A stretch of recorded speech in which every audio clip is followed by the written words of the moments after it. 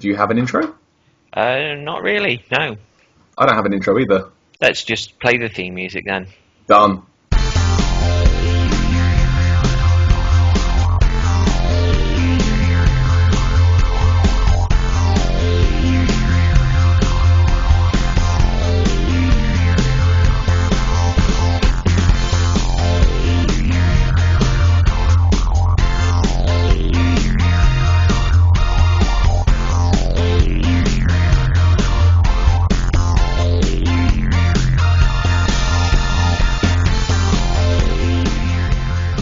Hello again, everyone. Thank you for joining us again. This is the Humanities, the podcast by Paddy and CJ that isn't about Dark Souls. As always, I am Paddy. I am the fiery redhead.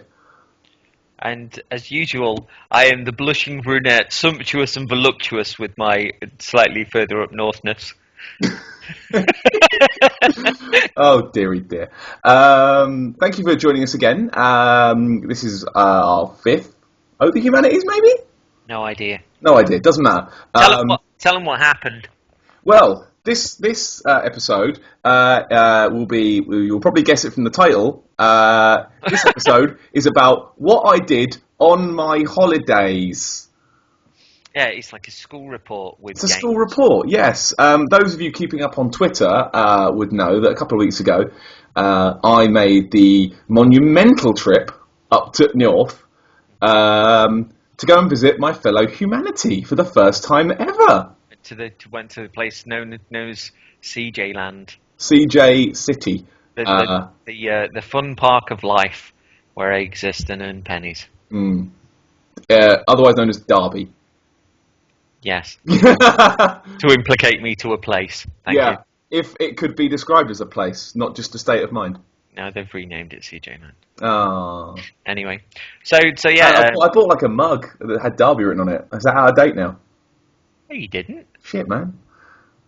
One of those little, I love Derby. Oh yes, that they sell on every street corner. Yeah, totally. Yeah. Saying that, down here in Portsmouth, you can go into a shop. They've got shops that sell I Love London shirts in Portsmouth. Like, why? I think in certain shops in this place they sell like London and Staffordshire like mugs and stuff. But what? So as if somebody. Where you are. Yeah, I don't know. But, anyway, yeah. Yes, I travelled on a train about 3-4 hours ish through the underground, which was an interesting experience. In the underground, I saw a clown, I saw a nun, and I saw a man with a proper mullet. Really, a genuine one. Proper business in the front, party in the back mullet. Was it Billy Ray Cyrus? It might have been. I didn't see. He didn't seem to have any children that were showing off their vajayjays to people, so I don't think it was him.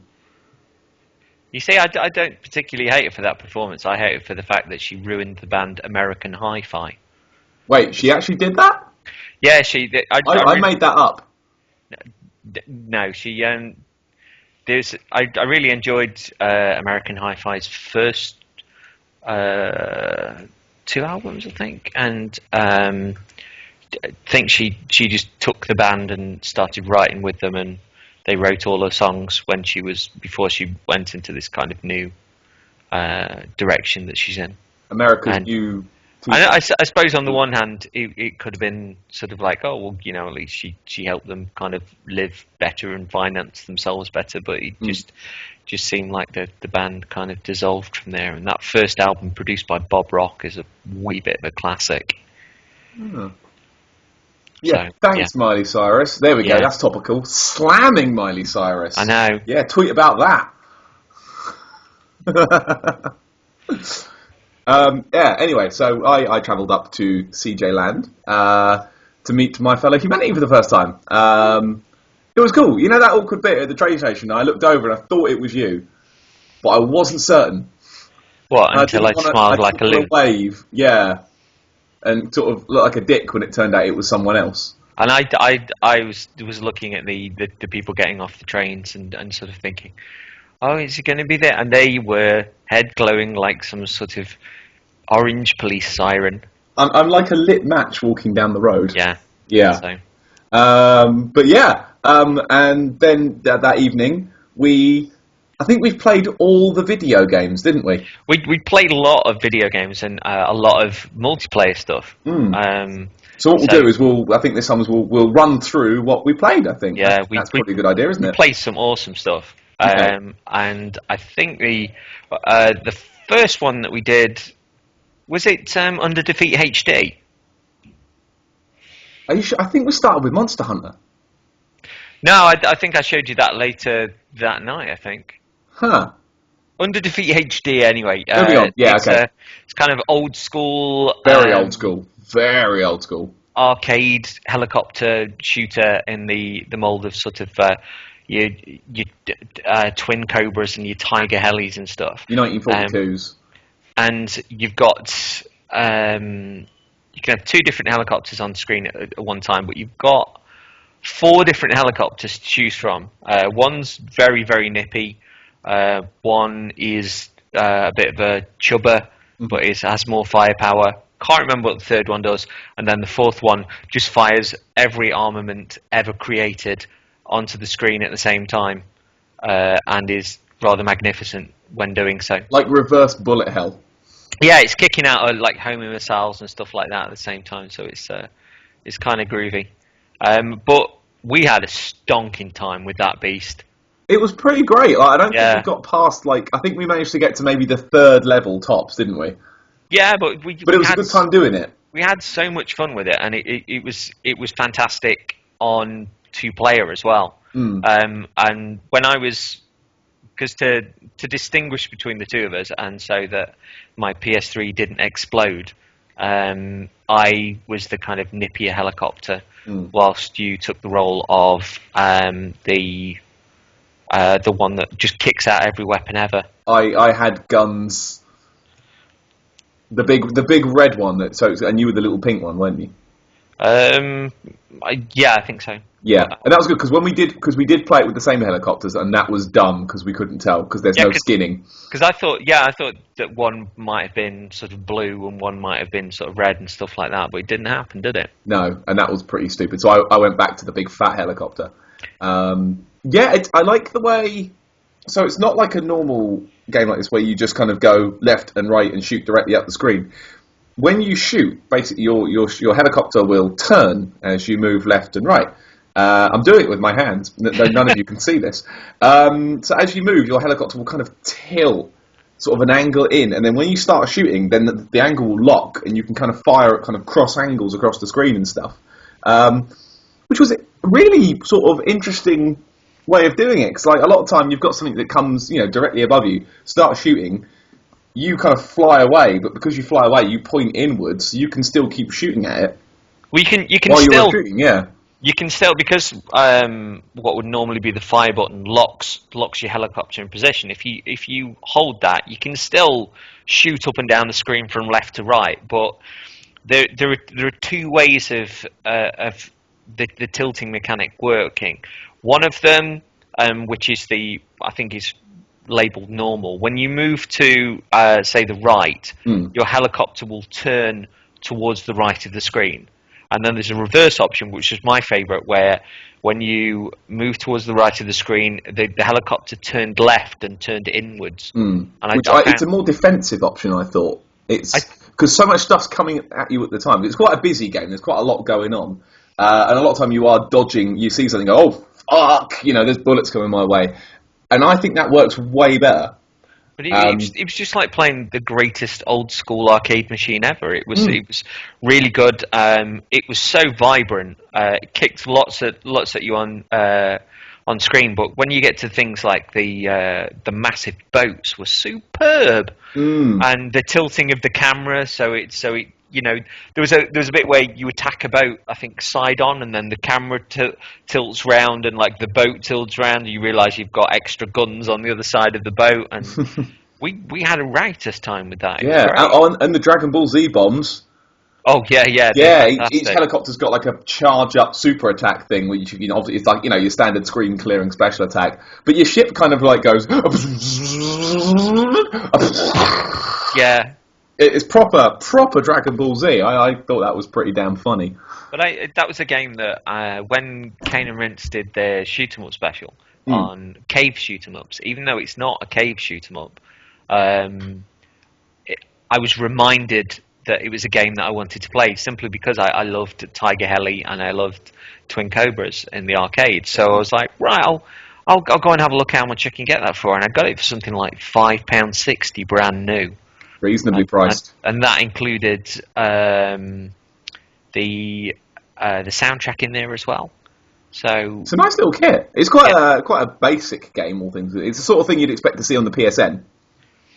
Yeah, I'm surprised that it's a game that's not appeared on PlayStation Plus or something like that, because it's one of those that it will pass a lot of people by, but if for those people that play it on, say, a PlayStation Plus, will go, actually, that's really fucking good. And if you've got sort of a mate that you can bring over and you can play a bit of couch co-op, it is astonishingly good fun for couch co-op. And I really miss us playing it, because I think we spent quite a long time on that, a lot longer than it we. was a good hour, I think. Yeah. I think it was about an hour we sat there playing that, which is maybe quite a long time for a game that's over. You know, we were dead in about 10 minutes. Yeah, but if you came over now, I'd still kick that beast on. Yeah, it's just a great game to play, very old school, but not in a bad way at all. Definitely agree. It's a quiet one. I think it's the sort of thing that I don't think I'd ever beat it, but I'd have fun getting further than I did last time. Well, part of the stuff on the I never beat those games. I never beat them. Part of the stuff on the Kane and Rince cave shooter podcast was talking about a lot of it is memorizing attack patterns and getting better and better at it, and not necessarily concentrating on the enemies, but finding the bullets that are coming towards you almost quite hypnotic in the way that you weave in and out of them. Yeah. And I loved that podcast. I must have played it about 4 or 5 times at least. And then purchased every game they talked about on it, maybe? Yeah, I bought 3 games, the 3 cave games that were available on for purchase in the shops. I bought them all really cheaply as well, which is great. And then I think there's one called Guangi, which is on Xbox Live, but I haven't picked it up yet. And following that, even though it's not a cave shooter, but it was referred to in the podcast, I picked up Radiant Silvergun, the highly adored. Is it a Saturn shooter that was going for about £8 million on eBay? That sounds about right. It's amazing.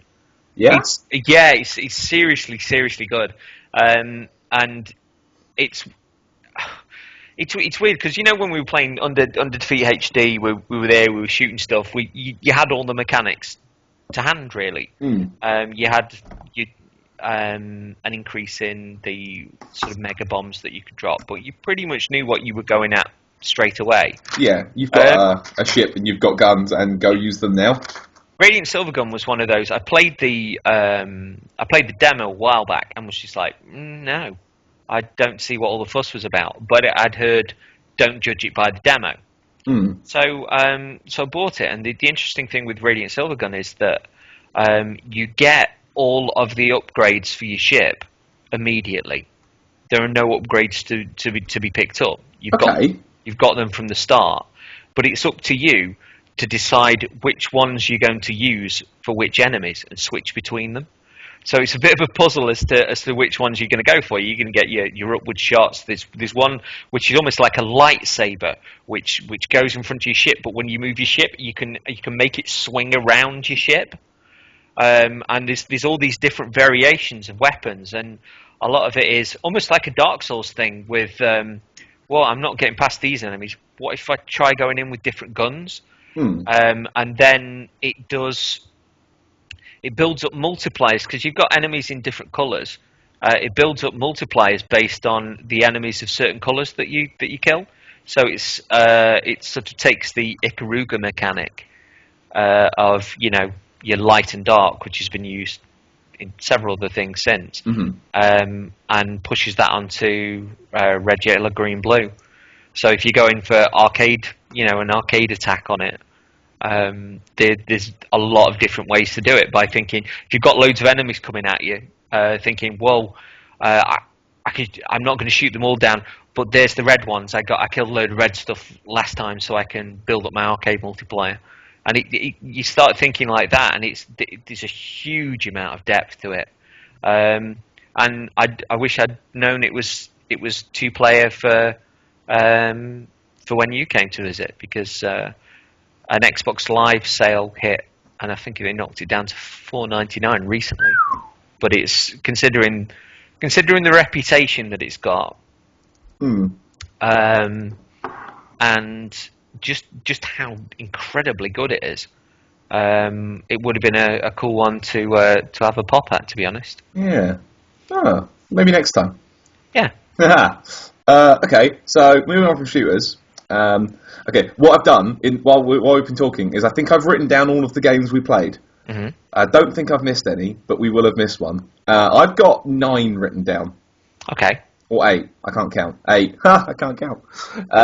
So let's go next to a game that I've been looking forward to trying, because I'm a big fan of the titles in the series. But it's one that I can't play because I don't have a Wii U, which was Lego City Undercover. How much did we laugh at this? Lego City Undercover, any children listening, cover your ears, funny as fuck. Like, legitimately hilarious. Like, I didn't expect it to be as funny as it was. Belly laugh funny. And we played the karate level, didn't we? Yeah, the dojo. Where you're learning karate from a guy who's kind of like Morpheus. I just did air quotes. Again, no one can see that. He's a bit like Morpheus, but he also is a plumber. Saying things like, let the water of your power flow through the pipes of your mind. This a bit it's kind of cool, yeah. Where he sort of just appears behind you with a CD and some headphones and goes and he puts the headphones on you and you're like, I know kung fu and plumbing. Yeah. And throughout the fights where he's teaching you how to fight, he was like, oh, don't worry, chuck them about. They love it. Yeah. Watch out for the ones with the brown trousers, which is quite funny. The whole thing. There was a Terry Pratchett quote which you jumped on. It was they were describing something about chi or something, and they said it's like a greenish yellow purple, which is a Discworld reference that you wouldn't have never have got. And I was like, oh my god, I know that. That means that's from the first Discworld book. And yeah, it won my heart immediately there. But yeah, like it looks like it plays like a good Lego game, like a really good Lego game, and they seem to have gone all out on the fact that it is all Lego, which is good, because some of the movie licensed ones, I still love them. Like, don't get me wrong, I do love them, but they don't go as Lego as they could go. The thing that frustrates me is the BAFTA Games nominations came out, and Lego Marvel was nominated, and yet fucking crime. Yet Lego City Undercover is a game with original characters, and yet that was sort of eschewed for the story in Lego Marvel is kind of boring and kind of not a mess, but we haven't actually finished Lego Marvel, which is amazing because we have 100%ed every single Lego game. By we, I mean me and the missus. It's the first one we haven't finished, which is wow, that's amazing when you think about it. I know a few people sort of misjudged Lego City Undercover because it's on the Wii U and stuff, and it's been mentioned that it is only a single player game. But as I mentioned on our Game of the Year show, it's got an incredibly funny script.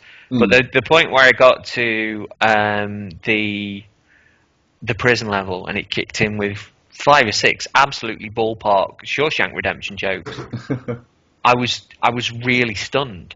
And the game just got funnier and funnier. The script is brilliant. The It's sort of Adam Buxton and Peter Serafinovitz on on vocal chores and stuff, and it's a very, very funny game.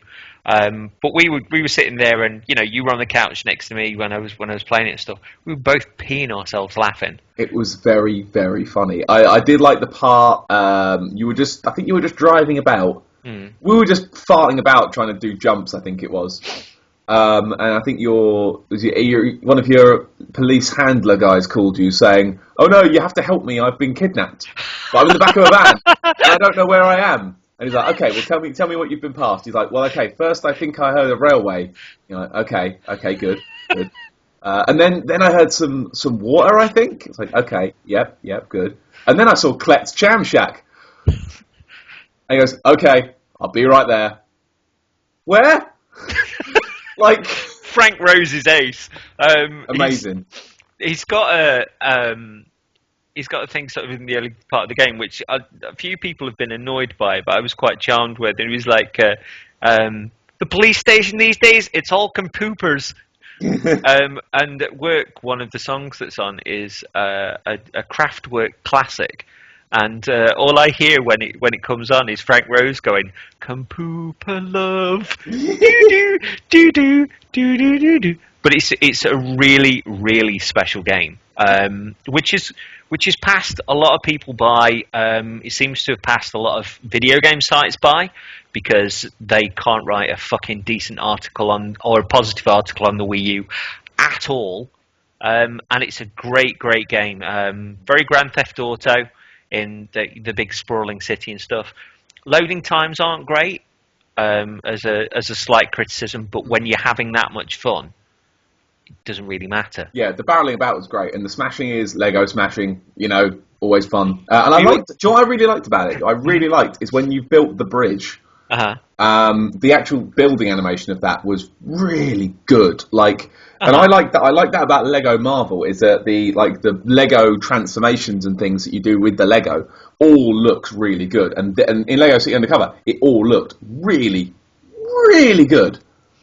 The random building, just bits all flying in from different angles, and then the whole thing that you make is out of Lego. Yeah, it was because I needed to get to the dojo level, but I hadn't got enough bricks, so I had to kind of monkey around and get enough bricks to do that at first. But one of the quirks of the game is, because you're a policeman and you go on different missions, the tone of the mission that you do reflects the disguise that you get as you go along. So if you do the prison level, you get a prisoner disguise, which gives you a sort of big wrench that allows you to sort of break into things. When you do the mine level, you get a big pickaxe and the ability to kind of drop dynamite, and you can flick between all of these disguises and different abilities as you go on.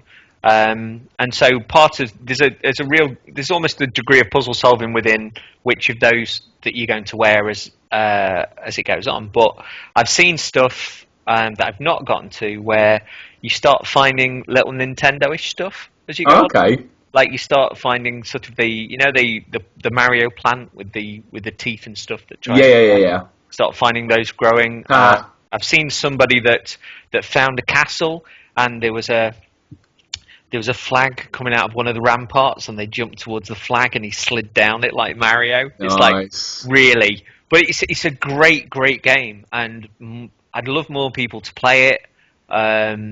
Those people that have picked it up, because it's held its price for quite a long time. I eventually capitulated and just thought, I've got to have this.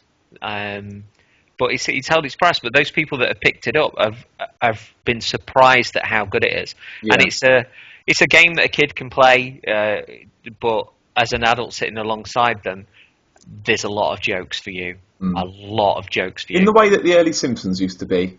You could sit there and enjoy the gags, but if you were older and you knew the references, you'd go, "Oh, that's a knob joke." Actually, that's a really good way of describing the overall tone of it. And if it was a Simpsons game, people would say it's a triumph. Well, Simpsons Lego's out now. It's only a matter of time, isn't it?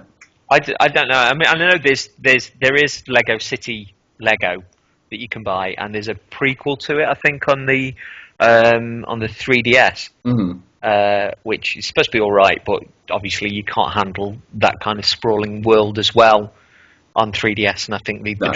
draw distance and stuff suffers. But if it's as much fun, I can imagine that once I finish Lego City Undercover, I'll want to play it because I want more from the characters, and the characters are just great. They're a pleasure to be around. And but when as many jokes come forward as we had on that one level, we were absolutely proper tubby rolling laughing, weren't we? It were belly laughs. Yeah. The whole time. Yeah, it was great. And on a similar tip, actually, the other week, after a less successful trip to see some family, I grabbed a copy of the Lego Movie game for my PS4. Okay. But I haven't played it yet. It's waiting to go. We're going to watch the film first because apparently there are some jokes and plot stuff in it that is, it apparently follows the plot of the film. We want to see the film first, but it actually brings an interesting thing.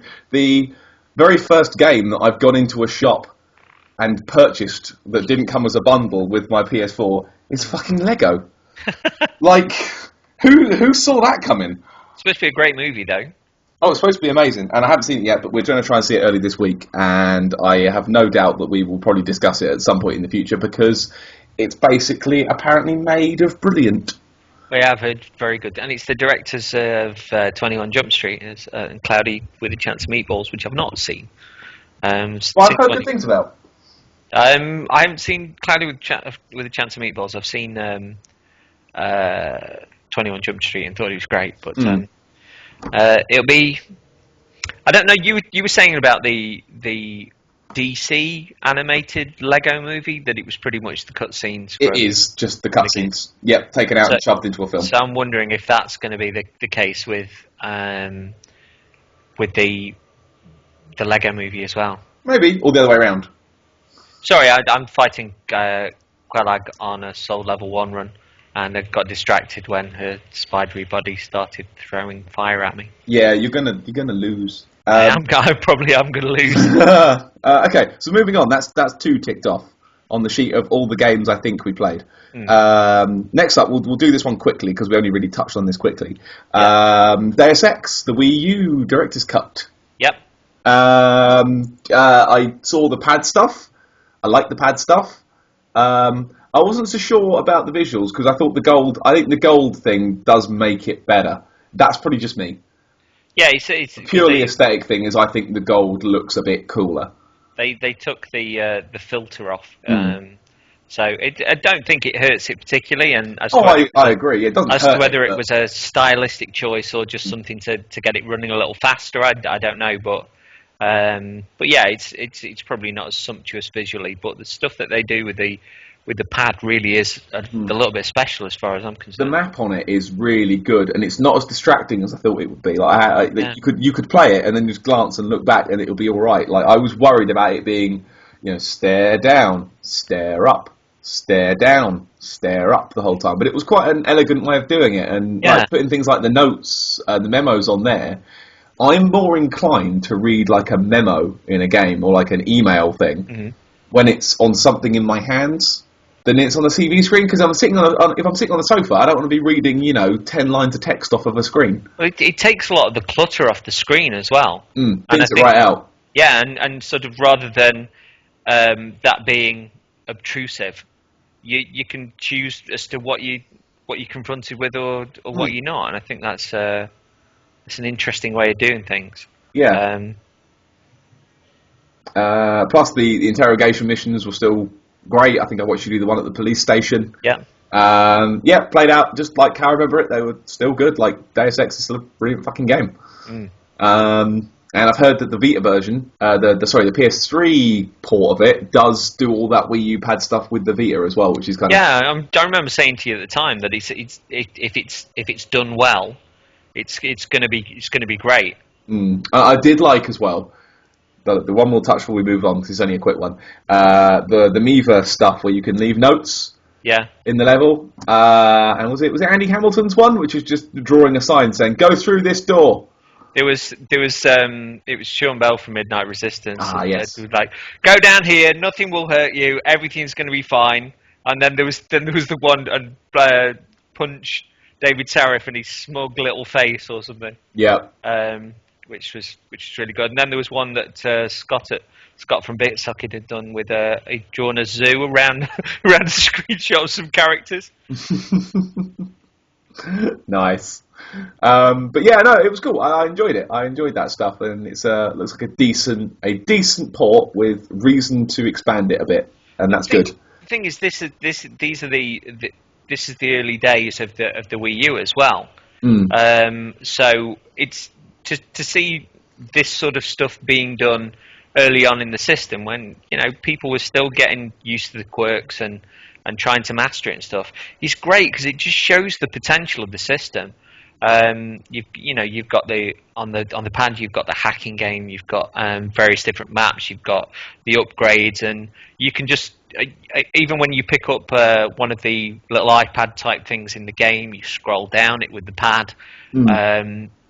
Very, very little turns up on the main screen, and it's great. And I've heard a few criticism before of the Wii U that from people that seem to hold the pad up in front of them, and I have no idea why they do it because it's. How would you do that? Why would you do that? Well, I'm sure there was something on GameSpot a while ago by saying that they found it difficult holding the Wii U pad up in front of them all the time. It's like, just put it on your fucking lap. You wouldn't hold the Vita no above your head, would you? Like, come on, guys, it's easy. But I think it works really well, and it shows that a third-person game can be done well. But I think the thing is with the pad, it's how it's used. And if you've not got a great idea, don't use it. If you've got a great idea, it's there to be done, and it's a decent bit of kit. So yeah, right. Okay, moving on to the competitive part of our show, because the next ones are all they're all competitive actually. Let's start from the top of my list. A drive game about driving with a character that really shouldn't be driving. Sonic All Stars Racing. Yeah, we cracked that on the Wii U, and I was using the pad with my character on the screen on the pad, and you were using the Pro Controller and driving on the telly, weren't you? On telly, and it was great because I'd momentarily forgotten all of the controls. So I spent the first race driving into the wall and not shooting things. You were far better than I was at it. I have had quite a bit of recent practice in it, which is probably why. Well, it's a beautiful looking game. It's great to have that level of anonymity that your screens are kept away from one another, so that it's not like you can sort of look up to the top half of the screen and you can see how close somebody is to you. So a lot of the time you don't know until they pass you or they do you in. Yeah, I mean even with you with the Wii U pad, it's harder to quickly glance at the TV and back up when you're focused on your own screen. Like to just be able to look up long enough to look down, and then you've crashed into a wall. This is something that Bitsocket mentioned with the, I think, Lego Marvel as well, that rather than splitting off the screen, that one of the players is basically playing on the pad and the other one's on the telly, and it works really well. Rather than splitting the screen off either horizontally or vertically, or whichever it does. And I was like, yeah, that's cool. Obviously, barely mentioned anywhere else, but because people don't seem to report on Wii U stuff. But Sonic and All Stars Racing, it's every version I've played of it. I've had a quick go at the PS3 demo of it. I've got the PC version that I've not installed. I've played quite a bit of the Vita version, which came up on Plus for free, and then the Wii U version. They're all good. Like, there's not a bad version of it. It's all good. It's the same game across all the platforms. They've not trimmed anything off or dumped anything off of it. It all works. It's brilliant. That was the first time you got your hands on the Pro Controller as well, wasn't it? Yeah, it's all right. I'm not sure about the thumbsticks. Yeah, I must admit, I'd seen some reviews of the Pro Controller beforehand and wasn't sure about getting one, but it was Fox McCloud 555 from Twitter who basically said it's my go-to pad now. I use it with my PC. It's amazing, and I love it to pieces. I really like it. Yeah, I just found, I think where I'm conditioned to have the right-hand side stick at the bottom, buttons at the top, and it's the other way around. I just couldn't do it. I was driving, and I'd go, right, I'm going to do a trick now, and I'd move my thumb the wrong way.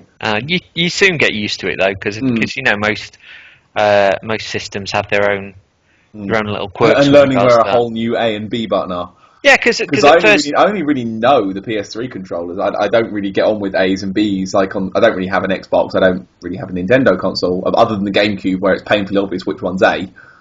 It's the big fucker in the middle.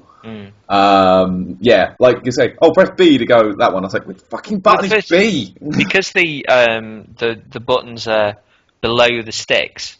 At first, it's a degree of head fuck, but honestly, you soon get used to it. I didn't get used to it, yeah. But I clearly did, because I won. Ha!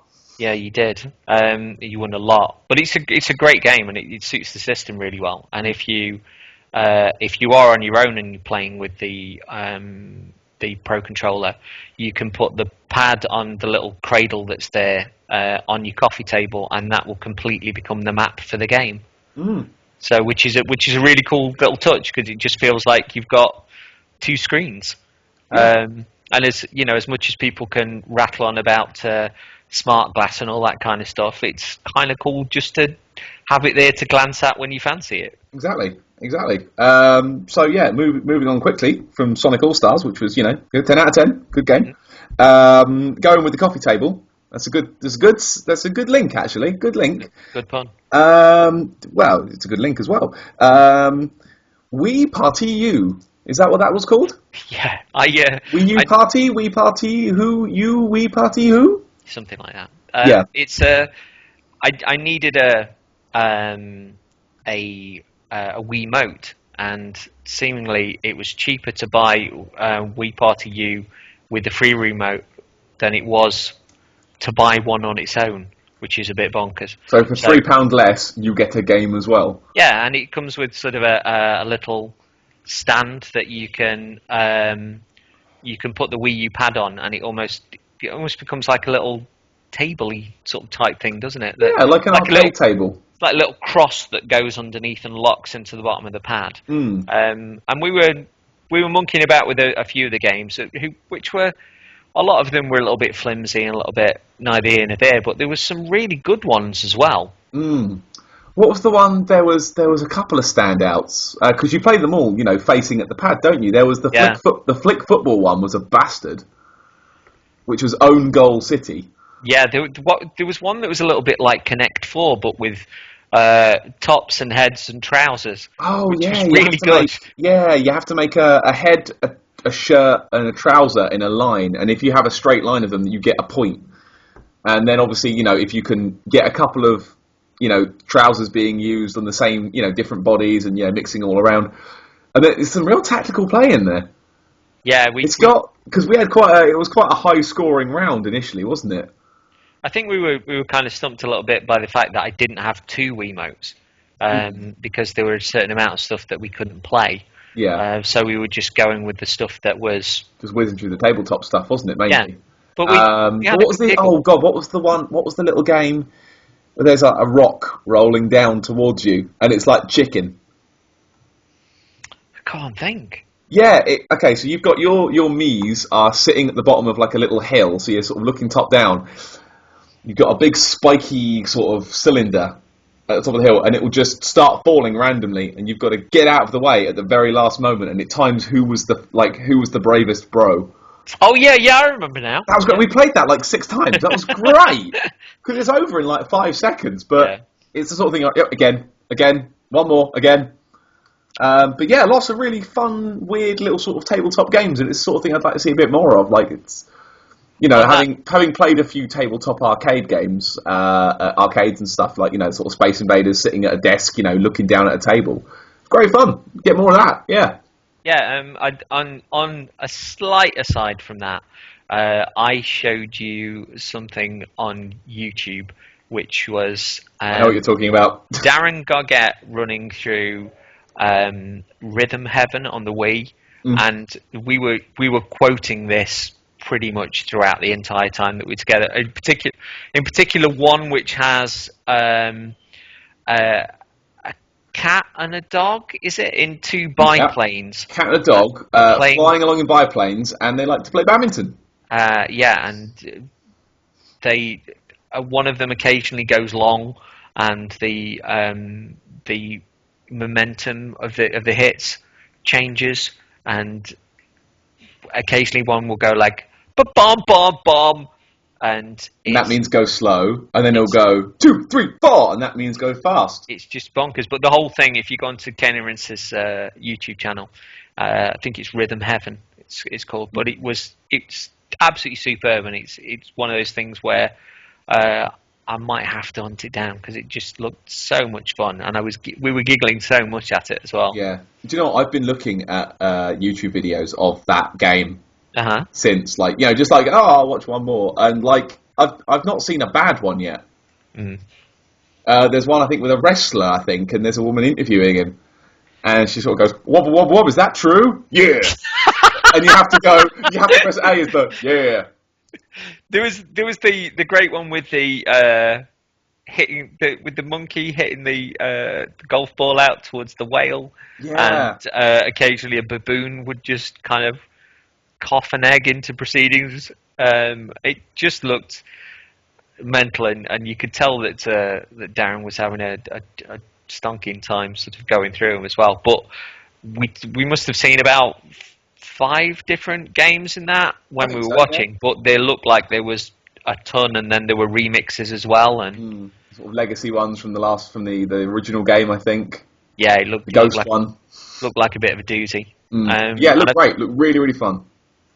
I've heard a bit of that mentioned before on Midnight Resistance, I think, as well, and they were saying it was a bit of a doozy. So yeah, I might have to. I think HMV had it in a sale at a certain point, but I couldn't find it in my local. So yeah, you'll find it. The will of the warrior. Yeah, I'll probably go on CEX otherwise. But. Yeah. Right, moving on. The second to last competitive game I think we played. I can't remember if we played this or not. Did we play Tekken Tag 2 together? Yeah, we did. Yeah, we did. Okay, I couldn't remember. I know we loaded it, and I can't remember if we actually played it or not. You did it on easy mode to show me the ropes and stuff, because I'm not a fighting game. Yeah, it was mainly to show, because there is the Wii U version that's got some extra weird stuff, and it looked like, it sounded like the sort of thing you might enjoy, because you don't really play many fighting games, do you? No, I mean, we had a look around to try and find it, but it was out of stock in most places, wasn't it? Yeah, but yeah, Tekken Tag 2 it's a game that I love. I bought it. I hate to say, I bought it when Blockbuster were going out of business the first time for about £7, and this was about a month after it had come out. Which was that was a steal. I think it was like 70% off or something ridiculous, and I felt kind of bad, but at the same time, I got it for £7. And it is, for my money, it is the best version of Tekken you can buy. It's basically got every character except Gon that was in Tekken 3. Little dinosaur. Dr. Boskonovich is in it. They've released maybe 10 characters as free DLC, which is, Capcom, fucking listen, look, don't keep charging for new versions of your game. Give them for free, you dicks.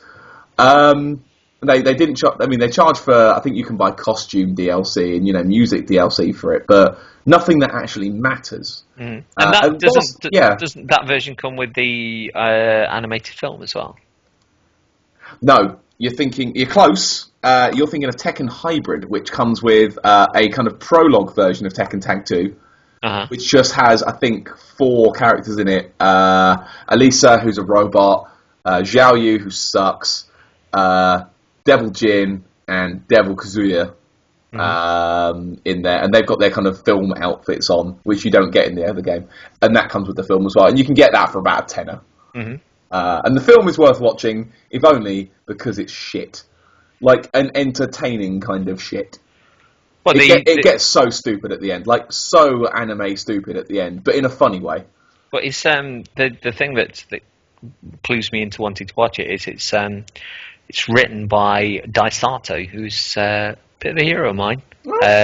He's written Ergo Proxy, and he wrote a lot of Cowboy Bebop. Yeah, and he's the man's genius as far as I'm concerned. So it sounds like he's having a lot of fun with it. It is a fun plot. It doesn't make much sense, but it is a fun plot. And I think you've got to fighting game plot lines, you've got to really, really just dial your expectations back a little bit. Because a plot, the plot in fighting games it doesn't usually matter besides, these people all hate each other, so let's fight. Or, we're having another tournament. Yeah.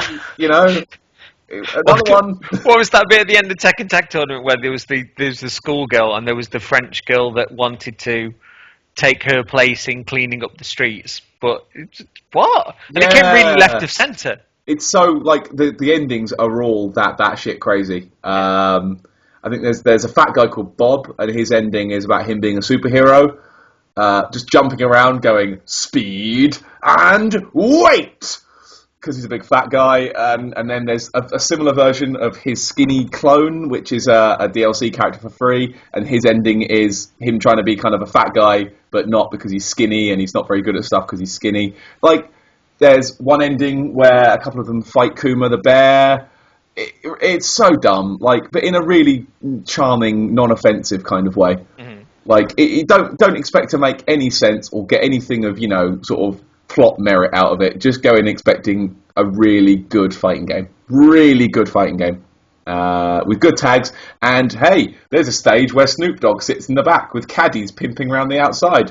Who wouldn't want that? That's just bizarre. I mean, Snoop Dogg, being in all the games recently, doing the Rayman Legends trailer. I think he's kind of sold out any credibility that he finally had when he started doing insurance adverts. Oh God, yeah, right. Money Supermarket. Why? God. Why Snoop Dogg? There's nothing says gangster like Money Supermarket. Isn't he Snoop Lion these days? Oh, I don't even know anymore. He was quite funny in Starsky and Hutch's Huggy Bear. I watched that again recently. He was quite funny in that. Yeah. My favourite thing about him is that he says he's the reincarnation of Bob Marley, even though Bob Marley was still alive when he was born. Fucking hell. Which it was takes some cojones to do that. That's a Shia LaBeouf move. That is. That's not only karmic reincarnation. That's also time travel. It's just bizarre. So. Nice work, Snoop Dogg. By the way, I beat Quelag, so... hey! You'll know nothing. Bob. Okay, Tekken Tag. Boom. Out the way. Moving on. I think the next one was the biggie, wasn't it? The competitive game that I bought for you. Yeah, you bought me a Prezi. Because I played it with a friend of mine, a friend called James, who's a good friend of mine. He got a Wii U on launch, and we went around very shortly afterwards for a Wii U party. Had some other people around as well, and we were playing Nintendo Land, and it was so fun. I bought it for you because it was £10 in HMV, which is I want to give them 10 more quid. Bizarrely enough, Game have now knocked it down to £4.99. Bloody hell! If you're listening and you have a Wii U and you don't have it, go to Game right now. Do it. Go. Why are you listening? Thing is, there was such a lot of charm to the games that we played on the one hand, and the way that it started building the theme park was great in of itself. But there were 3 games in particular that we played, which were really, really special. That we had a huge amount of fun with. But one of them in particular, we were barreling laughing on the sofa, and it hasn't left my mind since. Yeah. So let's start from the top then. The very first one we played on Nintendo Land, because it's basically a collection of mini games. It's kind of like blah blah blah blah Wii Sports was, or it should have been packed in with the Wii U. It should have been, because it would have been perfect. So you're given this theme park, and you say, right, there's a load of attractions around. Go pick an attraction. So okay, we'll. Having played a bunch of them before, I knew the ones that were really good. So we headed off into the Mario game called Mario Chase. Mm-hmm. And the best way I can describe Mario Chase is it's reverse Pac-Man, where most of you control toads, or Pac-Man ghosts. In 5 player, one player has the pad, the other 4 players have Wiimotes. The pad player controls Mario, and they get a map of where everyone is, and the toads just get a quarter of the screen each. And the aim of the game is to chase Mario and catch him. Now, this works differently with 2 players, doesn't it? Yeah, I've not played the 5-player version, obviously, but with 2-player, it was one person's on the Wiimote and on the telly, and I think they're were they Mario? The chase the person who runs away is Mario. The chaser is a toad. Yeah, and the chaser's on the gamepad screen, but has two little kind of hungry hippo like Yoshi, Sort of made out of cardboard. Plastic. No, I don't think they're made out of plastic. Made out of cardboard. They look like shimmery sort of hungry hippos type plastic, but these little remote controlled cars that will sort of clockwork looking. that will go around to different quadrants of the game. So you've got red, yellow, green, blue, and they will sort of travel around. And when they see the Mario, it's all like red zone, green zone, and they can stick out like a plastic tongue and knock the Mario down. And they will straight chase the Mario. They will just follow the Mario around, and it allows the Toad player a bit of breathing room to try and sort of pincer. Yeah. And the aim of the game is to obviously catch the Mario. And dear God, did we have some close run games? We had some belters, and it's tremendous fun when you just make a narrow escape when you sort of do a bit of a bait and switch. Yeah. And it's like awesome. You always feel like you're at a disadvantage, which is really good. You always feel like it's against you. So when you win, you feel that much better for it. Like as the Mario, you think, oh Christ, everyone's trying to get me. It's just me. I'm screwed. As the Toad, you're thinking, how am I going to find him? I can't cut him off. All I'm doing is chasing this Mario, and I can't cut him off. Like it just back and forward, hiding and running and chasing, and that sudden moment of he's in the yellow bit. Ah! It seems like the odds are stacked against you, whichever way that you play it. Yeah, which is great because it keeps the balance well, because you always feel like you're kind of, you always feel like winning is going to be hard. Yeah. Which is good, which is a good place to be. And it makes you, try really hard rather than just chasing each other around in a stupid circle. But yeah, we had some amazing runs, amazing games of that, and it was always funny when it got down to the last minute, and you'd be, as the Toad, I'd be chasing the Mario, chasing you, inches away, sort of diving and missing by inches. Yeah. Inches. The panic and the yells of the oh god, it was glorious, utterly glorious. But again, as the levels go on as well, you can change them out for like basic levels to ones with sort of little mud pools and that slow you down, and ones with slides that you can climb and slide down. Amazing. Well, it's such fun, and seriously, Nintendo, get this stuff online, because you just play constantly, wouldn't you? That'd be clogged up with people. And I see that as the Wii Sports stuff is getting on Wii U now, and there's online there. I'd love to see Nintendo do that with this. Yeah, it'd be a crowd pleaser. Like, I think because only 3 maps were there. There's some variation in the maps, but there are only 3 of the maps, and God, I would play 15, 20 maps of that. I'd just sit there and just play it all goddamn day. Or have a little construction kit and let your users create maps as well. Oh God, like the old Tony Hawk's level make. Oh geez, don't. Oh God. You'd do it, wouldn't you? Oh man. Oh God. Oh no, because then the urge is to make levels shaped like rude things. Yeah, you can't do that. You need to play by the rules. So. Okay. Yeah. You introduced the next one. I think we'll save the good one for the last one. Okay, I think you should do this next one, because you know the rules a little more than I did. Okay.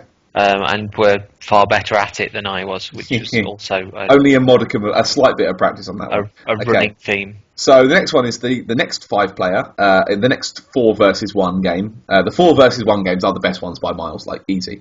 It was the Luigi Ghost Mansion. And Luigi Ghost Mansion is amazingly better with 5 players. I've noticed it didn't quite have the same spark with just 2 of us. It was way better with 5 players. But anyway, at any rate, okay, Ghost Mansion. 4 of you are Luigis, and you're all in a top-down mansion, and you can all see your TV screen is a top-down view of the mansion. You can all see where everyone is at once. It's just one screen, and you're all running around in it. The gamepad player is a spooky ghost. They are a spooky, spooky, spooky ghost. And the spooky ghost cannot be seen on the TV. They can only know where they are on the gamepad. So you're basically being a secret ghost, and you are running around, and the pad will, as a Luigi, the pad will vibrate when the ghost is near, and I think the ghost has to capture the other team by sneaking up on them and jumping on them. Mm-hmm. And the Luigis have to wear down the ghost's health by flashing torches at it. Again, crazy tense. Crazy tense game. When you're walking around and your controller starts going nuts, and you're flashing your light left, right, up, down, moving it around. Where's the ghost? Where's the ghost? Someone help me. I'm the one with the green hat. Anyone? There's also little bits of thunder sort of outside, and when the lightning cracks. Yeah, and the lightning flashes through, and the ghost is visible for a few seconds. Yeah, and you're like, I have to get anywhere but here, or do I do a bait and switch and sort of make them think that that's what I've done? Pretend to run away and then just hide around the corner. Again, like the mind games as the ghost are crazy. Like the level of sort of baiting and switching you can do. Like I'd had a bit more practice at this, so I was able to trap you a bit easier, just by fluke more than anything. But yeah, in order to be a good Luigi team, you only have to again work together to say he's near me, I can feel it, it's right near me, it's getting stronger. Mm-hmm. And when you play with like a full complement of Luigis, you can actually resurrect each other with the power of your light. Oh right, okay. Which is pretty cool. So you can shine your light at the kind of corpses and wake each other up, but it does make you ghost bait. So a canny ghost can take one out and then just sit there taking out anyone that comes to save them. But it seems like all of these things have rules with this almost a simplicity of a board game. Yeah, but they're just so much fun to play. And again, we took turns of being the ghost, and I think we played again about 10 rounds of that, didn't we? We played quite a bit of it. We had quite a few rounds, but not even vaguely as many rounds as by far the best one that we played. Yeah, the best one we played was the last of the 4 versus 1 games. Again, we played it as 2 of us, but it doesn't matter. Which was Animal Crossing Sweet Treat, maybe. The Animal Crossing game. Yeah. The Animal Crossing game is a game about stealing candy. And the way this one works is the Wiimote players, however many of them they be, control an animal from Animal Crossing. I was an elephant, for instance, with a little flappy elephant head. And the aim of the game, it's another hungry hippo's head. Yeah, it's a hungry hippo mouth that you can, if you're not holding any candy, you can just sort of wallop wallop one of the buttons and just make the head flap, so you could sort of run away going ha ha ha ha. And your aim as a hippo or elephant or whatever animal you might be, as a solo player, is to collect a bunch of candy and dump it in one of 3 locations. As a collection of players, you have to hold 40 candy between you. And the rules are the way the candy fills you up vary as you go on, and the more candy you hold in your mouth, the slower you run. So you can't just go gobble gobble gobble gobble gobble win, because you'll be running at half a mile an hour. You'll get caught. So the aim of the Wiimote players is to pilfer candy. The gamepad player is the Rozzers, the coppers, for our American friends, the police, the 5-0, the Rozzers. And you get 2 dogs, 2 police dog guys, one with a knife and one with a fork, for some stupid reason. I don't know why, but it's funny. And each thumbstick on the Wii U pad controls one of the dogs. So the left one controls the left dog, the right one controls the right dog. Much like its contemporary game, Brothers, Tale of Two Sons, but that's a story for another day. And then the shoulder button on each side will make your dog jump and sort of dive at one of the animals. So the aim of the dogs is to take out the animals by jumping on them. It's always three captures. If you get 3 captures, you win. And it's kind of hard at first, isn't it? Because you have to kind of co-op with yourself. Yeah, it's weird with this, because I remembered when Brothers Tale of Two Sons was released, there were websites going, oh, the dual control mechanic hasn't been done since this game, right at the start of the PS2's legacy. And it's like, what? It So, has. but the fun thing when you were controlling the two characters at once was if you send the characters in widely different locations, the screen zooms out, so you get a greater view of the map and a better idea of where the person you're chasing is. But you soon become quite adept at trying to cordon that player off. Yeah, it's working out the way you're going to make them run away and looking at them and thinking, right, they can probably see this dog, but they probably can't see that dog. So I'm going to chase them with this dog and try and pin them off at the other side with that dog. And then trying to sneak in and get touchdown of the year. Yeah. Oh, it's glorious. And as a Rosa, the fun comes from trying to pincer and trap the elephant or other animal. As the animal, the fun comes from picking up as much candy as you think you can. Yeah. Seeing the Rosas coming, panicking, dumping it, and running. But there's also the aspect of when you're dumping the candy, you're not just sort of dumping it in a place or running across. It's like a giant saucer. So when you open your Hungry Hippo's elephant hat to dump them, you kind of part of you is wondering if they're actually going to stay there. Oh God, I had so many roll out because they were right on the edge. It's a massive laugh and a really good design decision that it was done in such a way. But there's only the criminal thing about it is there is only 2 maps. Yeah. Criminal. Oh my God, the variations you could do with it. I despair. I want to play more of it because we played that for maybe an hour, just that game. No, it was longer than that. Maybe even more. And the only thing I remember about it was just the constant yelling, depending on who was the elephant. Shit, Rosas. Dump the loot. And it turned into Snatch. We genuinely had such a fun time with that. It was so much fun, and on the back of that, after I visited you, I went up to Manchester to see my old university pals. I bought them a copy as well. Mm-hmm. So on that weekend, I bought 2 copies of Nintendo Land. Uh-huh. I don't own a Wii U. I think that's the last of our multiplayer stuff, but competitive multiplayer. Yeah, there's one more multiplayer one we've not touched on yet. But I remember that I think you were quite surprised at the machine and the perceptions that are given. It was better than I thought it was. Yeah. is what I have to say. It was much better than I was expecting it to be. It's a gamer's machine. Yeah, it's built around just fun. Like a lot of the gamepad stuff has been put in not because they're trying to shoehorn it in because of LOL Connect. Yeah. Don't get me started. It's put in there because it worked and it was fun. And they've, especially with Nintendo Land, you really get a sense of this is a fun, cool use of this thing. And here's some really cool asynchronous multiplayer that is going to be funny and hasn't been seen before and won't be seen until everyone else starts putting screens in their controllers. It's great. It's unique. You can't get it anywhere else. And like I say, it's fucking fun. Yeah.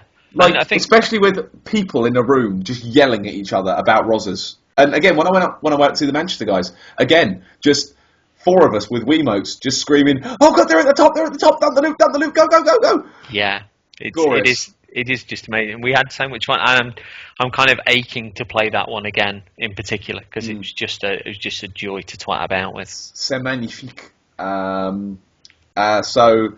yeah, Nintendo Land's great. I bought 2 copies. I don't own a Wii U. That's how good it is. Yeah, bless you. Yeah, thanks everyone. So yeah, we played. Moving on from there, then. Similarly Nintendo themed.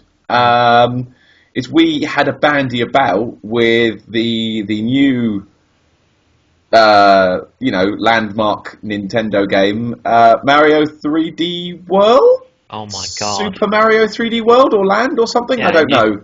The naming conventions throw me off these days. Yes, it's Mario 3D World, yeah. That's the one. And I've seen a couple of videos of people playing it, and I'd had a quick go at it at the Play Expo in Manchester.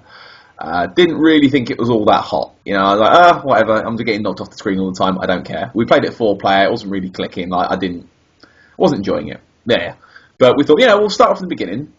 Me and you, we'll pick Mario and Luigi.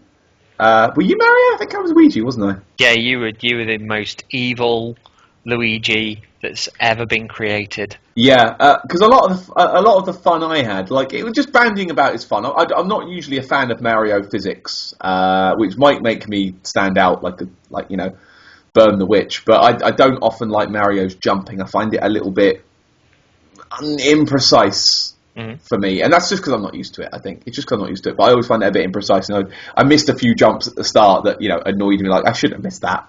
I was jumping there. Why did I fall? Ah, bastard. But then you start getting further on, and you get to a point where you start unlocking the powers and things like the catsuit, which is just stupid fun. Oh, the catsuit! I just love the way that that he walks in the catsuit, because it is just like a devil-may-care cat walking across fences.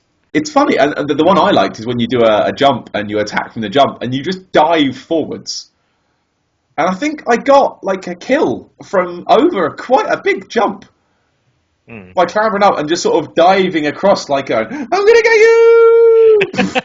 From a distance. But the most fun came when we started unlocking the slightly less cooperative power-ups. Yeah. Do you remember the Luigi tank? Yes.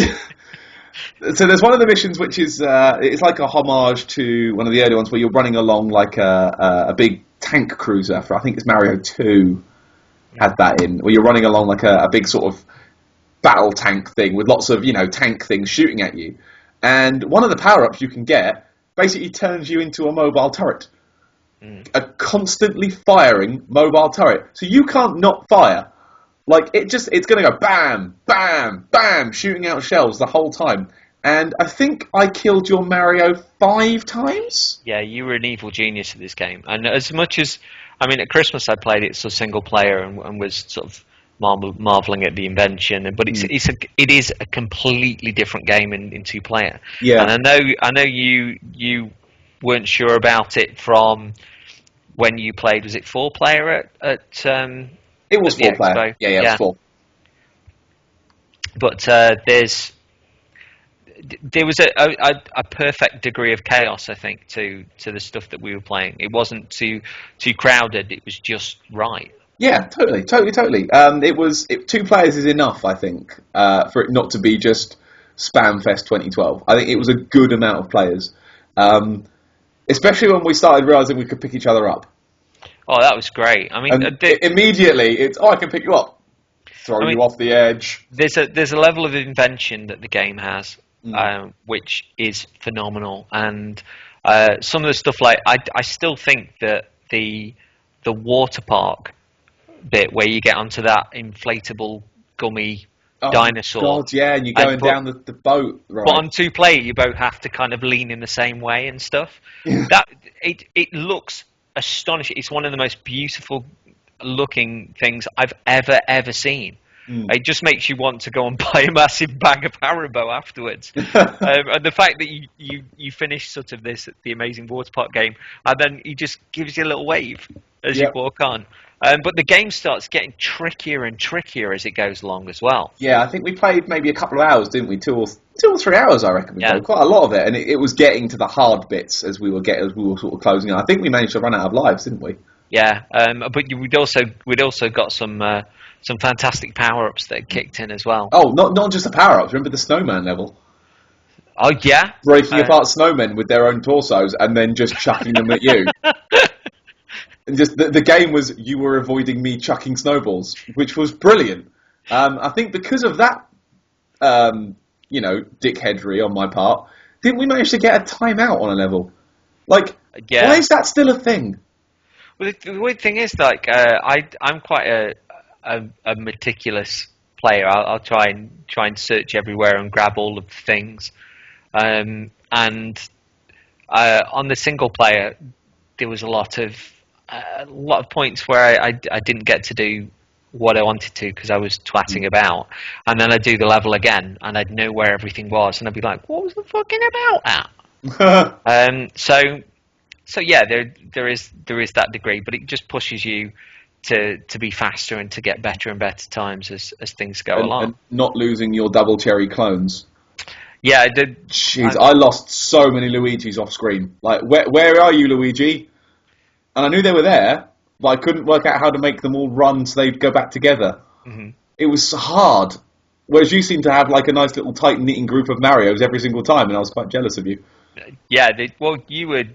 I think you were more successful at it than I was, but I think the Luigi's jumping mechanics suited your style of play really well as well.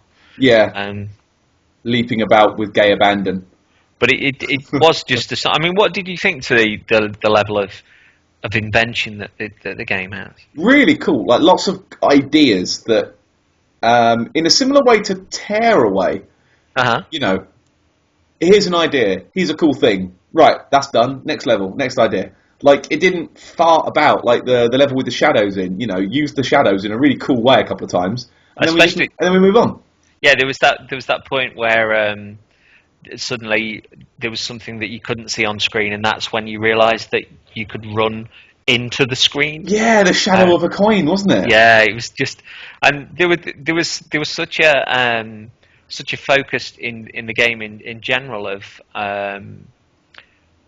finding all the stuff, and I'm sure if we'd had more time, we'd have ended up kind of really trying to find all the coins in all the levels, but we had just such a laugh with it, and you know, with the footballs with the spiky footballs that were being kicked out, and sort of Oh God, yeah. swatting them back with the you know, they meow sort of cat swipe, and all that sort of stuff. It was just it's a work of genius, and the fact that you know, some people have sort of accused the Wii U of being underpowered and stuff.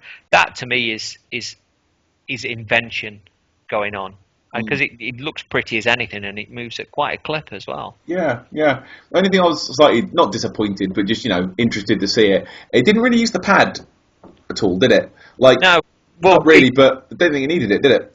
it had the stuff with you had the points where you had to pull the blocks out using the stylus, and it had certain bits where you had Oh yeah, of course it did. you had to scratch the screens for hidden enemies and stuff. Yeah, I forgot about that. But I thought the pulling the blocks out thing was genius. Personally, I think it's really clever. We cocked that up like 6 times as well. No, you cocked it up about 6 times. Well, I was trying to jump, and the platforms weren't there anymore.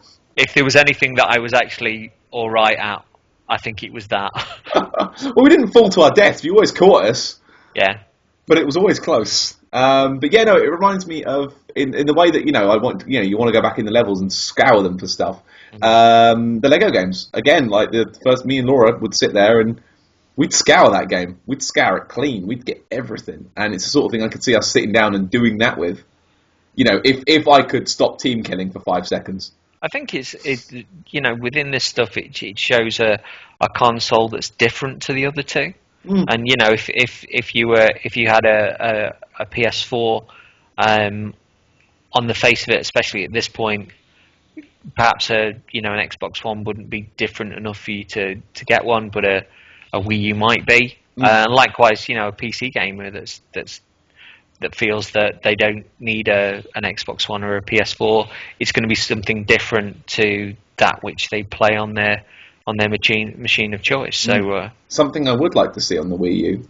A little brief aside before we get to our last big one. It's something I've been playing yesterday. The Final Fantasy XIV beta went up. All right. On the PS4, and I've been playing with that. And I mean, I'll only be quick on this because again, I've only played an evening of it. Really fun. Like, it's good. I hate myself because I'm enjoying an MMO. No, I've heard really good things about it, and it saves the wind music. It saves that for when you level up. So it's always special when you hear it. Like, oh yeah, boy. On a Final Fantasy tip, there was something that I saw the other day on Kotaku of all places, and it was that Bravely Default has obviously been sort of acclaimed as like the best Final Fantasy game that isn't Final for a Fantasy. while. Yep, I can see that. Yep. And in Japan, they held a Bravely Default concert, and it was an orchestral concert, and they got backing singers dressed as the characters from the games, and like this little girl that was wandering along with the book at the start, and like really really dramatic stuff, and then it kicks in with like a rock band. And the rock band are a band called Lost Horizon, who do I think they're called Lost Horizon, who do the themes to Attack on Titan. Okay. Who are just astonishing, and you start sort of seeing all this 80s style guitar wizardry you just don't see anymore, with like harmonizing guitars and sort of lots of widdly and stuff. Oh, I And like a it's bit of Whitley. and it's just, the musicianship is astonishing, Mm. right? And it goes along, and on this concert it gets to the battle medley, which is a really catchy piece anyway. And they've got the band playing their socks off, literally loads and loads of solos and stuff. And then, as if this isn't mad enough, that a game on a handheld is getting a concert, which has then got the band from Attack on Titan playing with the orchestra, who walks on, but I think it's Marty Friedman from Megadeth. What? Yeah, and starts like riffing and soloing along with them, and then the lead singer from the original piece comes back on stage with a guitar again, and soon you've got 4 guitars that are playing along with like this orchestra and doing the piece. It's astonishing. Fucking hell. It's mental, and you realise that people don't play guitars like that anymore. The musicianship is phenomenal, and bloke from Megadeth, that boy's seriously got the blues. But it's absolutely mad. But I'll link you to it, because I love a Squeedly Meadly. Squeedly Meadly. Loads of that, but it makes you realise how good the compositions are in the first place. But that you've got an incredible band with a huge orchestra and a dramatic stage presence as well. It just looks like something that has been scooped out of the blancmange of my brain and shouldn't actually exist. Is this real? Yeah, it is very much like that. So yeah, we digest. Yeah, Final Fantasy 14, playing a bit of.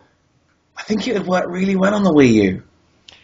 I think because a lot of the menus are a bit like, I'm getting used to it with a controller, but it is a bit difficult navigating 15 menus. You can bring up whatever ones you want in that sort of MMO way, where you can sort of pop up the menu box and the chat window and the inventory bar. You can have them all on screen while you're playing, or you can hide them as you need to.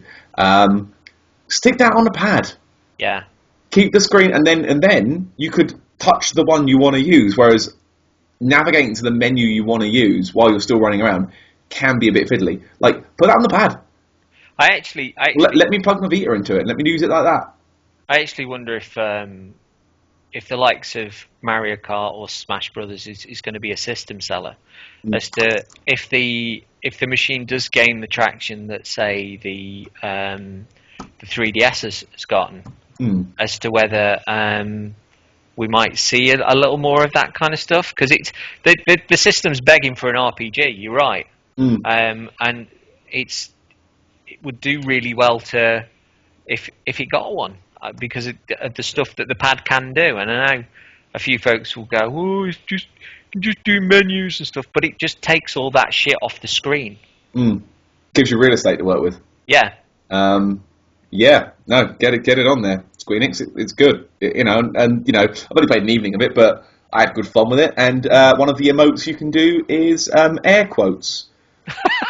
So you can walk around going on quests to go and retrieve a magical flower.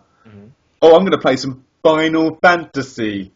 And I was doing it at everyone. Like, I was stood on the bridge in the main hub of the city I live in. I think it's called Gridania or something.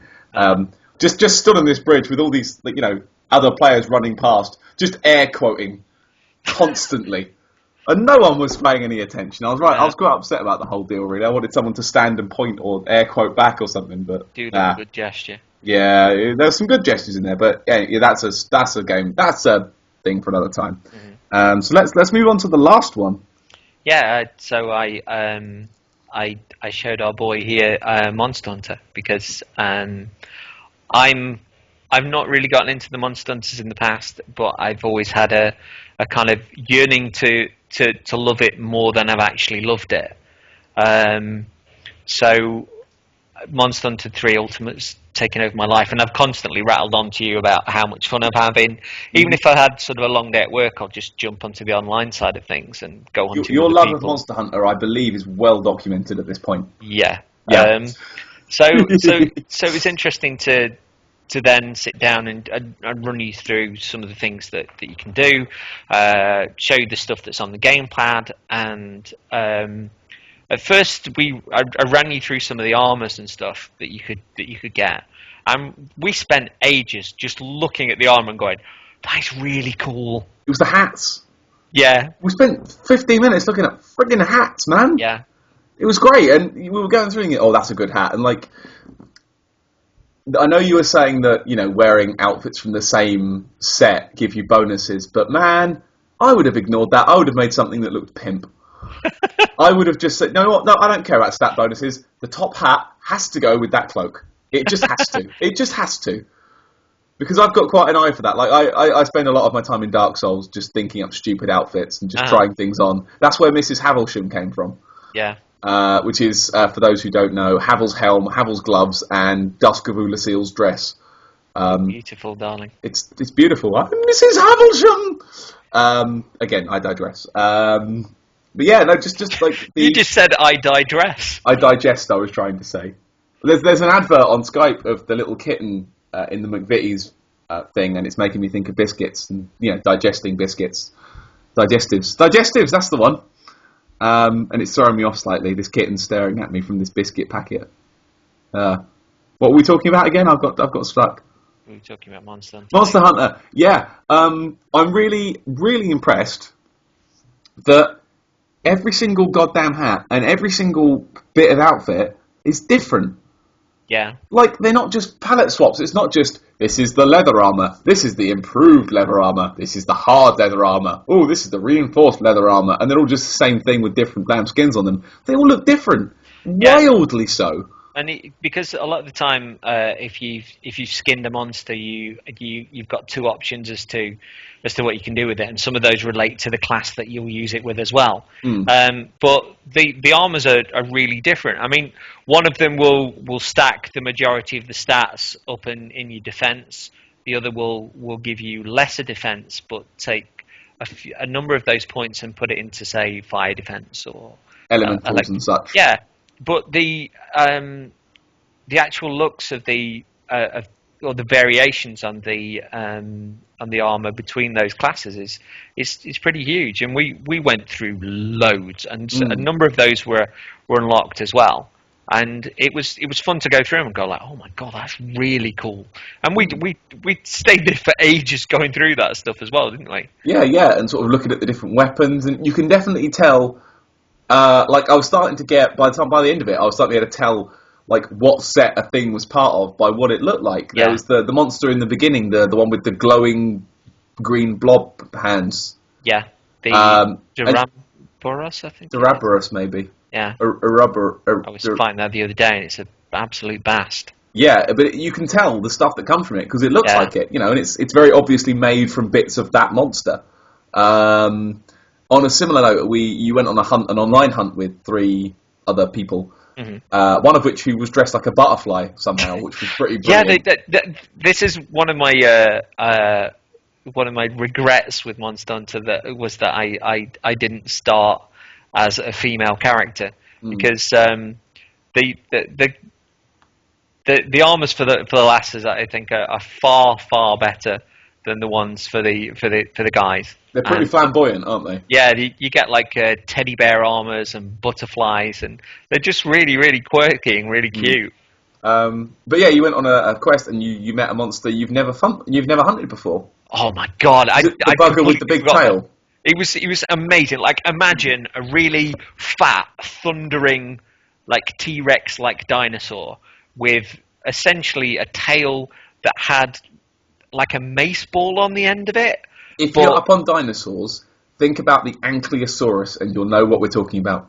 But it would spin on the spot, like on its back legs, and just kind of spin like a ballerina, which was kind of good. but occasionally it would use the momentum that it built to throw itself at like the hammer of the tail, like right across the landscape that you were Like it was hammer facing. tossing itself. Yeah. Like from the Olympics and stuff. Like the first time we saw it, we both went, "What?" But the thing was, I mean, it was a huge creature in of itself, but you were like, how am I even going to get near that? As soon as the spins start, that's it. Everyone ran away. It was funny. But this is the point on the online side of things where you rely on the other people and the things that they bring to the party, if you will. I mean, you were quite an up close, quite a slow. You were a longsword user, weren't you? There was a fast person as well, and a couple of range guys, wasn't there? Yeah. But that's what makes it interesting because there's so many classes as well. Yeah. You don't know quite what sort of group of people that you're going to get together, and so it was a long battle. But I was showing you as well the fact that you notice the tells on the creature and when it gets tired and when it starts sort of panting and when it starts dribbling and limping and going to different areas and trying to find it again, and bits of its armor sort of coming off so you can attack them better. Like you can visibly see when a thing is hurt. Yeah, which is brilliant. And you were quite taken with that, weren't you? Because that's really the special addition that the Wii U version has gotten over the others, is the online side of things. And it's the little things that I like the fact the armor all looks a bit like the thing that it comes from, like the fact that you can tell how damaged a thing is by what condition it's in, and how it's moving about and how quickly it's moving and stuff. It's visibly looking at something and being able to work out, okay, we're about halfway through maybe. Because you can't see a health bar. There's no health bars, are there? You just wail on it until maybe you win. And sometimes there is a degree of panic in that as well. I mean, we had a bit where I was showing you around Mogul Woods, which is the first part of the game where you can sort of pick up your mushrooms and your honey and the various different bits. But when you get further into the game, creatures that you fought there might just turn up there on any given day. Yeah. And we had a Rathalos, I think it was, or was it a Rathian? I think it might have been a Rathian, turn up. And I was like, right, we'll do this. And that fight must have lasted 30 minutes. Easy. Yeah. But easy. It was magnificent, wasn't it? Yeah, you were chasing that bastard for, he kept running away, and it was then find the Rathian. But you saw the different moves that they do as well, like the sweep and the bit where it hovers in the air and then does a flip over, which can poison you with the tail, and then the spitting of the fire in like different directions, and there are all these different bits that can go into, and it's really exciting, and there's a Dark Souls level of come on when you kill it. It is just brilliant. It was such a long fight. I mean, and as well, what I liked was the raptor thing that showed up, sort of halfway through. Yeah. Completely ignored it, and every now and again you'd see it again, and you'd know it was that one because you'd sort of smashed its head a couple of times, and its fin was gone, and it was the same one. It was like, I'm still here. Well, you get sort of things where like certain other creatures as well will mimic the cries of other stuff and bring them into the game, and that's always really interesting because a lot of the time you don't know what it's mimicking and don't know what it's calling. Yeah, totally. And again, the sort of thing I'd play that, Yeah, it's stick that on the Vita or the PS4, and I'd sit and play that for hours every night, easy. Well, it's one of those things that it once it clicks, it really, really clicks. And you start doing noticing the materialike system with the little charms that you can add to your armors, and the abilities of the creatures as you fight become the resistances of the armor once you've got it, and once you've cut it up, and once you start thinking like that, you really get into the mindset of it. But moreover, it's just such a huge amount of fun to get into, and because some of the solo battles can at times be seem quite a lot. You can go into the online side of things and play with other players who are really, are possibly better than you, or have taken a different route. I mean, even when we were there, we had somebody in that room that was far higher rank than everybody else, but was helping other people out just because he wanted to. Yeah. Just for the joy of helping. Yeah, but I always thought that would be your kind of thing, but the barrier for entry was blocked a little by the same as I'd felt, that Monster Hunter had been a little impenetrable previously. It made more sense, like just seeing things explained, like, oh, that's how that works. Oh, yeah. And just like having someone there to go, oh yeah, like this. Like, and I think it's what I'm going to have to doing at the weekend when I'll be playing Final Fantasy XIV with my pal James, who's been trying to get on. A lot of my time yesterday was spent going, what?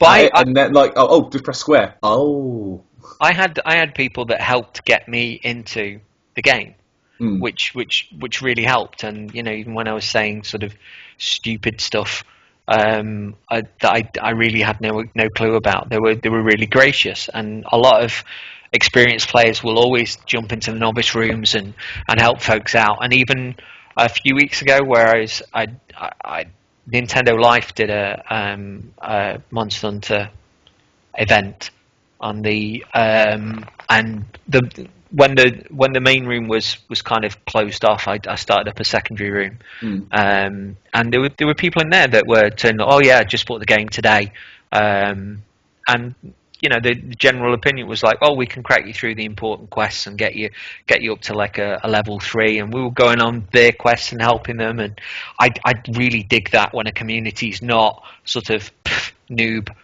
They're actually like, oh yeah, come in. There's a lot to explain. There's a lot of fun. You get the impression that those people have probably been helped out by somebody else as well. But I mean, it was nice to give you an idea of what I've been rattling on about, and that you seemed quite taken with it. Yeah, it looked like great, and admittedly, I'm in a bit of a console buying lockdown at the minute because there's a wedding looming, shall we say? But once that's out of the way, see how much money we got left in the honeymoon. That'd be cool, because it's a game that I genuinely like to kind of clue you in on the intricacies of. But I think you were quite taken by those 2 big fights that we had, plus all the pimp loot that you could dress yourself up in. That pimp top hat, God, I need it in my soul. But at the same time, we had to look online at a few videos as well. We had a look at the Monster Hunter Online, which didn't come over here, but was in the Crytek 3 engine, was it? I can't think of the name. CryEngine 3, wasn't it? That's the one, yeah. And was just phenomenally beautiful. But then we had a look at a couple of runs of Monster Hunter 4 on 3DS, and God, there was one level where it was, and it stayed with me, like a massive snake, like crawling up like a huge underground pillar, and trying to jump on it and climb it, and yeah, it was great. And there was a bit where the snake was in its head was in the distance, and it just turned its head on the side and just threw itself towards the screen. And you were looking, just going, "This is mental. This is on a handheld." It was bonkers. Like, it didn't look like it should work on. Like, it was the scale of it. Like, it was the whole size of this thing moving. It reminded me of God of War, in a way, of that kind of, whoa, big thing happening. There's another one that I've seen with kind of this marsupial monkey type creature that you have to fight, and it's on almost like this sort of net above the trees, and you can go above and below this net into like the forest below. But this marsupial eventually with these things on its back, and they turn into like a bee's face, and wings come out, and it starts attacking you from the sky. Fucking hell. What? Well, I showed you that Monster Hunter illustrations book that I got as well, and it's seriously beautiful art book. Lots of detail in there. Good art, good monster designs that show you how they built them. Like they look like actual things that could exist. And yeah, loads of like just the detail on the armor as well. Like they've gone right. Okay, this monster, his armor's going to look like this. This one's going to look like this, and they're not all the same. They're all they're visual flair and differences, and they're all easily spottable. It's a good book. It's a really thick book as well. It was 300 and odd pages, yeah. And unfortunately, I ordered the second one, but it's been lost in the post. So I'm now it's now out of stock. So I'm waiting for that to hopefully be a thing again. Devilry.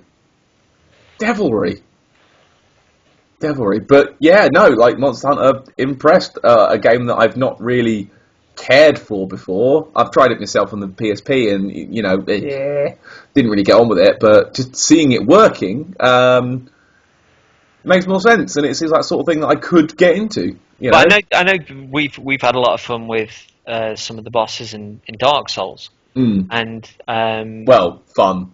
Yeah, air quotes. Yeah, no, we've had a massive laugh with those, and it and at the point I'm at in the game now, whereas you normally start off a mission and you open up a chest and there are a number of things inside that you take out and you'll go. It's now dumping me in the middle of a map that I've not actually got yet, and it's a while before those resources actually arrive. So you've got to pack wisely and rely on your miles. But the thing it's doing at the moment is I'm going after a creature. A preset creature in sort of my list of quests, but the game is then throwing something else in on the map, which is absolutely massive that I haven't faced yet, almost as like a little bit of a troll, like kind of like going, "What the fuck are you?" Run like the wind, and you know how good that run animation is. It's a pretty good run. It's a pretty comedy. Oh god. 1920s Harold Lloyd kind of run. Yeah, perfectly 90-degree angled arms, knees up. Oh god. It's more of a flea, a scamper. But it's a great game, and it's another one that's still holding its price, more or less. But is really worth investing in, because it's just it'll devour your time in the same way as it has mine. So. So, to sum up, we spoke about this when we were there, but like Nintendo's marketing, what they needed to do, they needed to film your front room and then use that in the adverts, because we were having so much fun with that damn Wii U.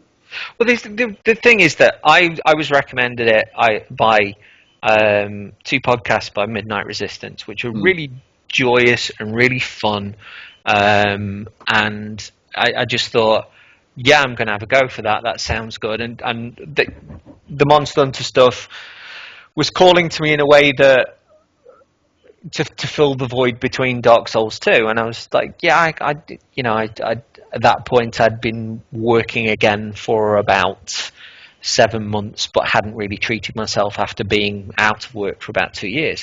So I was like, yeah, go for this. And I fell in love with the machine, and it's nice when you came over to be able to show off a machine which my perceptions of it and the way that I process how much I adore it is different to the way that it's reported on in the general press, and Nintendo's lack of marketing or any direction for marketing seems baffling. But I got the chance to show you the machine that I adore, and you were quite taken with it, I think. Yeah, it's the exact same thing I have with a Vita. I love mine to pieces, and no one else in the world, or in the main media anyway, seems to give a shit.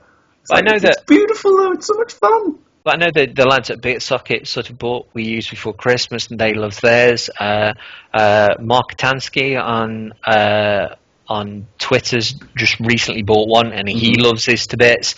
And there's this steady stream of people that I consider as like real gamers that are falling in love with the machine. Not only sort of getting the machine and going, oh, this is really good. Yeah, I'm enjoying this game, but falling in love with the machine, which is really rare. Yeah, like. It's good to see someone that cares. Just to divulge very, very quickly before we start wrapping up. it's almost like the Titanfall thing that I've seen on Twitter recently, with a lot of people going, "Yeah, it's fun. It's really good," and it's cool to see actual people enjoying something and saying that they enjoy it. It's like with the Wii U. The people I know that have got one that have played it all really like it. It's just a shame that it's not very many people. But it was nice in the time that we spent that the games that we played on it coloured how much fun we had. I mean, after doing these podcasts for over a year together and stuff, and knowing each other for about sort of 6 or so months before that, within sort of a few different forums, it was nice to have the friendship click in the way that it has over the distance, but also the way that friendship was bonded was around a group of games which were just so much fun. And I think we picked a really good set of games, didn't we? Yeah. You couldn't have done that any better. There's no it was almost perfect. It was almost perfect, the selection. But yeah, like Nintendo, come on, tell people about them. Well, they've just Make got it so people don't know that the damn Wii U pad isn't an add-on for the Wii U. People still think that. Yeah, absolutely. I ask people, and they still think, "Oh, it's that thing. It's the pad add-on, isn't it?" I'm like, "No, it isn't. You fools!" Well, the editor of official Nintendo magazine has just gone over to become like head of marketing at Nintendo. So yeah, you said a really good thing. Yeah. I just want them to get it right, and on the one hand, I'd love more people to be playing the stuff that I'm really enjoying, but on the other, wouldn't it be a bit of a delicious kick in the face for the sites that can't be asked to report on anything other than the sales figures, but B, the 3DS did this when it launched. And the Nintendo sort of did the thing with the 3DS where a lot of people were saying it was unnecessary and that it was going to bomb, and then a little way into its lifespan, like a decent amount of games, a group of really big games. Excuse me. Carry on. Bless you. Thank you. A group of really big games came out for it, and Nintendo started pushing it, and it clicked. And I'm hoping that they've got to get their marketing right with Mario Kart 8 and Smash Brothers, and if they get that right, they'll be laughing. I think if they can have a big E3 as well, that they'll be on track. If they show off a new Zelda and a new Metroid at E3, I think people will be falling over themselves. Yeah, I think those would be the ones that would do it. Do you know what? I'm at the point where I hope everyone has a good E3. Yeah, me too. No, I want everyone to do well. I want us to all be playing things that are good. I'm over console wars. I really am, and I know I give the Xbox One a lot of shit. But I want them all to be good. It's been nice to see people having fun with games. Again, like having fun with them and not just complaining. But what you've got between machines is competition, and competition is healthy. Yeah, and I mean, was it Yosh from Sony was saying that he's got 2 Wii U's at home. His family love them, and that Nintendo's do something very well with regards to games for everybody, and that Sony as a company can learn from that, and it challenges them to be better, and it's important to have Nintendo in the industry. And I love that kind of bro hug, and that everybody's gonna just make good games for the system. I can't see me affording a PS4 or an Xbox One anytime soon, but make me want to put a tenner a month in an envelope aside and sort of run towards it and wait for that price cut on the right game, because that's all you want. You just want great games, don't you? So, exactly. And I think that's what peppered the time that we spent together. So yeah, good games. Yes. Yeah. That was what I did on my holiday. Yes. A short essay. I think if we were in school bell would have gone. Everyone would have left by now. But yeah, that's what I did on my holiday. I had a lot of fun with the Wii U. And if I've got spare money after the wedding, then we could be Wii U town. Do it. Yeah. I proper love that. So I think we'll cut there because we've been talking for far too long once again. Thank you again for listening, our lovely listeners. Follow us on the Twitter at Twin Humanities. Follow me, Paddy Stardust. Follow him at Coffee Jesus with a Z as the first S of Jesus. Hit us up on Tumblr, twinhumanitiespodcast.tumblr.com, thehumanitiespodcast.tumblr.com, and then just twinhumanities.tumblr.com. There's so many. Yes, there is. And in a week's time, I should the podcast for where I'm so excited and so honoured to be joining Kane and Rince for their Demon Souls podcast should be up. Woo! So that's coming in about a week. And the last Twin Humanities was all your usual Souls news, but it also detailed my time with Dark Souls 2 in London. Bastards. And if you go to plusxp.com, you can read the full adventure as well. If you're made of reading and eyes. Yeah. I think that's all the news. Is that it all? I think that's it. Great. Awesome. Thanks for listening again. Thank you. You guys are awesome. You make our days good. We like talking to you. And we shall talk to you on the Twitter, or instead we shall see you next time. Goodbye. Toodles.